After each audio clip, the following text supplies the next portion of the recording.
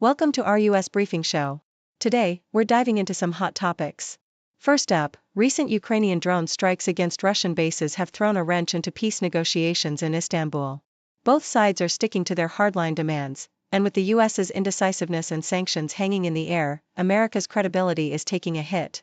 It's a tense situation with strategic strikes escalating as Russia prepares for a summer offensive. Next, tensions between the US and China are heating up again over trade.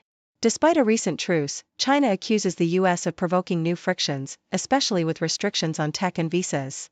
Both nations are pointing fingers, and the trade deal seems to be stalling, raising concerns about a broader economic chill between these two superpowers. Finally, looking at politics, the article suggests Democrats could learn a thing or two from Ronald Reagan's 1980 campaign. Reagan's success in uniting conservatives and disaffected voters helped shift the political landscape rightward. Today, Democrats are searching for a candidate who can energize the base and appeal across factions, especially amid declining popularity and polarization. So, a lot to watch as history might just hold some lessons for the future. Please continue to watch for more detailed insights. CNN reports on the escalating tensions surrounding the Russia-Ukraine conflict, highlighting Ukraine's recent successful drone strikes against Russian military assets deep within Russia, including strategic bases and aircraft thousands of miles from Ukraine's borders. These bold attacks threaten to derail the upcoming peace talks in Istanbul, where both sides remain entrenched in their hardline positions. Russia's demands include sovereignty over annexed territories, demilitarization of Ukraine, sanctions relief, and denazification, while Ukraine insists on an unconditional ceasefire and the return of children taken to Russia. Meanwhile, Russia's ongoing summer offensive involves relentless attacks, including a record-breaking drone assault and missile strikes that have killed and wounded Ukrainian soldiers and civilians alike. Amidst this chaos, U.S. President Donald Trump's credibility appears fragile as he watches from the sidelines, having previously claimed he could swiftly end the war. His attempts to influence the conflict through pressure or sanctions have yielded little progress, and his rhetoric about walking away from the crisis underscores the complex entanglement of U.S. credibility with battlefield outcomes and diplomatic negotiations, making the Ukraine war a defining challenge for his foreign policy legacy. CNN also details the renewed friction between the United States and China, with Beijing accusing Washington of provoking new trade and economic tensions despite a recent truce. The Chinese government criticizes U.S. actions like export restrictions on rare earth minerals and technology sales, which China claims undermine the agreement reached in Geneva that aimed to de-escalate tariffs and trade disputes. President Trump's recent accusations that China violated the trade deal, made on social media, have further inflamed tensions, as both nations blame each other for stalling negotiations. The dispute extends beyond tariffs, involving restrictions on AI chip exports, limits on Chinese students studying in the U.S., and controls on critical minerals essential for electronics and military hardware. China defends its export policies as consistent with international norms, yet economic indicators such as shrinking manufacturing activity suggest that trade frictions are impacting both economies. The broader conflict reflects a deepening rivalry where trade, technology, and strategic interests intertwine, threatening to undermine the fragile truce and complicate efforts to manage global economic stability. Foreign policy discusses the lessons Democrats can draw from Ronald Reagan's 1980 presidential campaign amid today's turbulent political landscape. As the 2024 election cycle heats up, Democratic hopefuls are vying to energize their base and appeal to a broader electorate, but the party faces challenges rooted in declining trust and perceptions of disconnect from mainstream voters.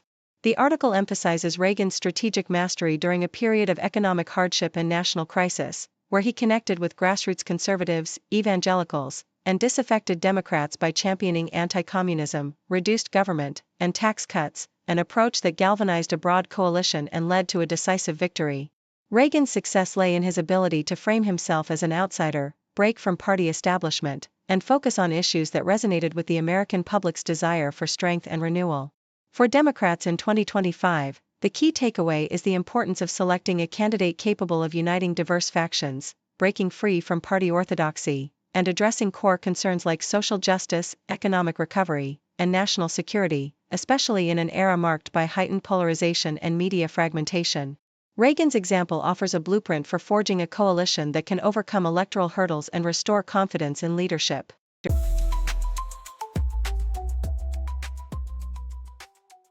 From the Associated Press, we learn that Boulder, Colorado, was the scene of a shocking act of violence when Mohammed Sabri Solomon, a 45-year-old man, launched a targeted terror attack against demonstrators advocating for the release of Israeli hostages in Gaza.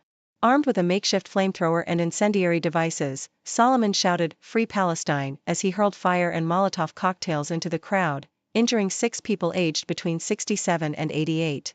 The attack, which was swiftly condemned by law enforcement and the FBI as an act of ideologically motivated violence, unfolded amidst heightened tensions fueled by the ongoing Israel-Hamas conflict, which has recently seen a surge in anti-Semitic violence across the United States. The scene was chaotic, with police evacuating blocks of the pedestrian mall, and witnesses describing the injuries as severe, including reports of individuals being set on fire. Solomon was quickly apprehended, shirtless and shouting, holding bottles with a transparent liquid, while video footage captured the tense moment law enforcement advanced on him, emphasizing the seriousness of the incident and the ongoing threat of domestic terrorism linked to international conflicts. Meanwhile, the South China Morning Post reports on the complex and tense situation involving Filipino migrants and the U.S. deportation policies.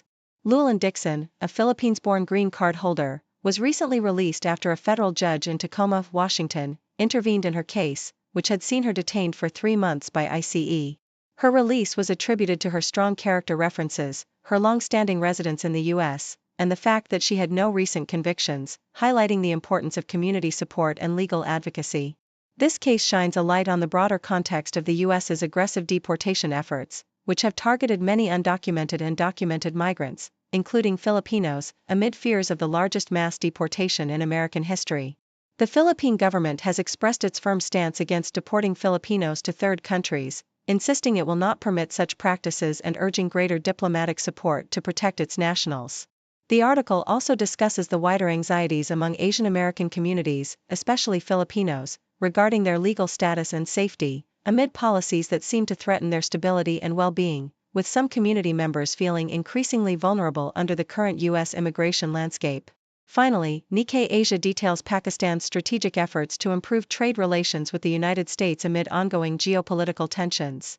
Pakistan plans to propose increased imports of American soybean seeds, edible oils, and fuel, aiming to reduce its trade surplus with the U.S. while inviting American investment into its mining and mineral sectors. Pakistani officials, led by Minister for Commerce Jam Kamal Khan, are preparing for high-level negotiations, seeking to diversify their imports and attract foreign direct investment, especially in critical minerals like copper and gold. The country's focus on importing American soybeans reflects a strategic move to lower feed costs and stabilize domestic food prices, while also considering shifting its oil and fuel sources from traditional suppliers to the U.S. The discussions are set against the backdrop of regional tensions with India, which Pakistan hopes the U.S. can help mediate, especially regarding the Kashmir dispute. Pakistan views the U.S. as a key partner in economic development and regional stability, emphasizing that President Trump's emphasis on economic engagement over conflict aligns with Islamabad's aspirations for peaceful resolution and mutual growth.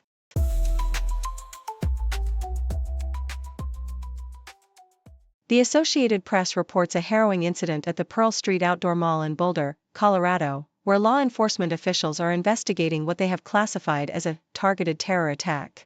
The event resulted in multiple injuries, with some victims suffering burns, as a group gathered to raise awareness for Israeli hostages held in Gaza. The scene was marked by the presence of heavily equipped officers cordoning off the intersection with crime scene tape, meticulously examining the site of the attack. The images portray a tense atmosphere, with investigators in protective gear examining the area amidst the chaos, emphasizing the gravity of the situation and the swift response by authorities to uncover the motives behind this violent act. Yahoo US shares the remarkable story of Z.A. Konarski, a Polish immigrant whose passion for Porsche cars has spanned over 4 decades. Arriving in Utah in 1984 after fleeing communist Poland, Z.A. transformed from a surveyor at the Utah Department of Transportation to a legendary figure in luxury car sales, specializing exclusively in Porsches.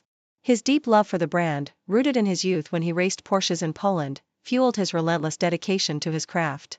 Known for his charismatic personality and unique approach, selling not just cars but a lifestyle, he has sold over 6,000 Porsches to more than 2,000 clients, many of whom became lifelong friends. Recognized by Porsche as one of the top 100 salesmen worldwide, Z.A.'s story is a testament to entrepreneurial spirit, passion, and the enduring power of genuine relationships in business. Now in his late 70s, he continues to mentor a new generation of salespeople, embodying a rare blend of expertise and authenticity that makes him truly one of a kind. Thank you for tuning in. The content above showcases the latest briefing reports and analytical synopses, thoughtfully curated by the 6do team. These insights stem from a wide array of reputable media outlets, think tanks, government sources, and specialized experts worldwide. We encourage you to explore these sources for a comprehensive perspective. Keep in mind that while the content may not always align with the official standpoint of 6do Brief, it's not meant to be taken as absolute directives for decision-making. Comprising seasoned media professionals, learned scholars, and accomplished scientists, the 6do team embodies a trailblazing, fully independent media entity. To customize 6do Brief to meet your professional needs, you have the option to subscribe to a diverse array of briefings on our website, 6dobrief.com. Regardless of your location, you can conveniently receive 6do Brief via email. Scrolling through the headlines, another crazy day. 6 degrees of stories, connecting in their way. From the weather to the sports, and everything we see. People making news on TV screens for free. 6 degree world, where the news comes in a whirl. Every story ties together like a ribbon in a twirl. Sit back and watch it all, big and small they call. From city lights to countryside, we're connected after all.